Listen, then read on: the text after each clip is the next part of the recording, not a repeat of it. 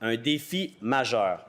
Je vais interrompre ici ma lecture et peut-être la reprendre si j'ai d'autres temps parce que je voudrais aussi citer, Madame la Présidente, en cette Chambre, un poème. Un poème parce que des fois, les arguments manquent de force et parfois, les poèmes sont plus à même de toucher les gens et c'est un poème qui parle de déchets.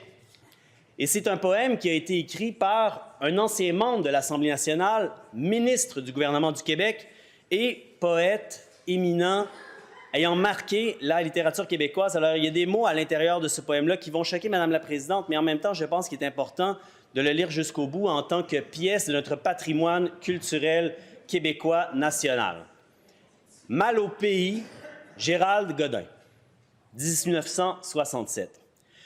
Par les coquerelles de Parlement, par les crosseurs d'élections, les patineurs de fantaisie, les Tarzans du salut public.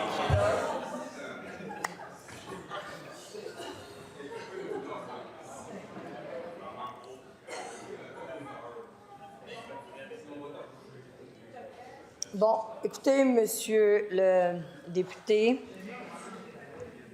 c'est pas souhaitable dans nos débats d'avoir lire des poèmes, c'est une chose, là, mais de lire ce genre de poèmes-là avec les mots qui sont tous non parlementaires, un à la suite de l'autre, c'est vraiment pas souhaitable.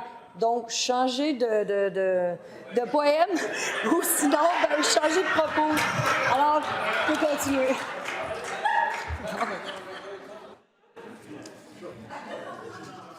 Je comprends votre réaction, Madame la Présidente. En même temps, je trouve qu'il y a quand même un certain enjeu éthique à, disons, ne pas permettre qu'un des poèmes les plus marquants de l'histoire du Québec soit lu au Parlement. Mais qu'on ne peut pas faire indirectement ce que l'on ne peut pas faire directement. Là, vous vous servez d'un poème pour faire indirectement ce qu'on ne vous permet pas de faire directement. Donc, vous comprenez, Monsieur le député, vous pouvez poursuivre, il vous reste 2 minutes. C'est quand même spécial. C'est un des poèmes les plus connus de la littérature québécoise et on ne peut pas le lire au Parlement. C'est un poème qui a été écrit par un ancien membre de l'Assemblée nationale, ancien ministre. Je trouve que c'est une erreur, mais je vais respecter votre décision, Madame la Présidente, et continuer à vous parler de déchets dangereux. Une grande partie des déchets, en particulier dans les pays à faible revenu, j'ai déjà lu ce paragraphe.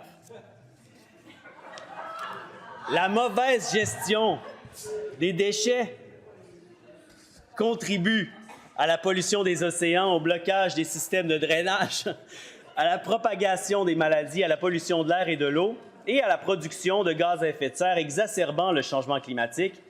Les émissions de méthane provenant de la décomposition des déchets organiques et des décharges sont particulièrement préoccupantes.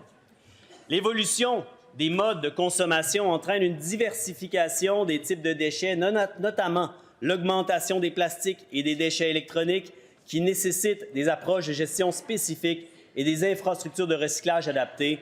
La contamination des flux de recyclage reste un défi important. Des millions de personnes dépendent du secteur informel de la gestion des déchets pour leur subsistance, travaillant souvent dans des conditions dangereuses et précaires et faisant face à la stigmatisation sociale. Leur intégration et leur formalisation dans les systèmes de gestion des déchets reste un défi complexe. Le manque de données fiables et comparables à la production, la composition et la gestion des déchets entrave la prise de décisions éclairées et le suivi des progrès. Les populations locales expriment souvent une opposition au développement de nouvelles installations de traitement et d'élimination des déchets à proximité de leurs habitations. S'en remettre uniquement à la bonne volonté des entreprises pour moderniser la gestion des déchets peut s'avérer insuffisant sans une réglementation et une planification gouvernementale forte. Est-ce qu'il me reste du temps, Madame la Présidente? 1 seconde, Monsieur le député. Alors, je terminerai comme ça en vous remerciant infiniment et en appelant le gouvernement à prendre des décisions éclairées lorsqu'il s'agit de contaminer pour des siècles et des siècles des terrains au Québec. Il faut le faire au moins en écoutant le BAP, au moins en écoutant la science, pas à la hâte pour empêcher les règlements protégeant les oiseaux de faire raser les forêts par des compagnies étrangères.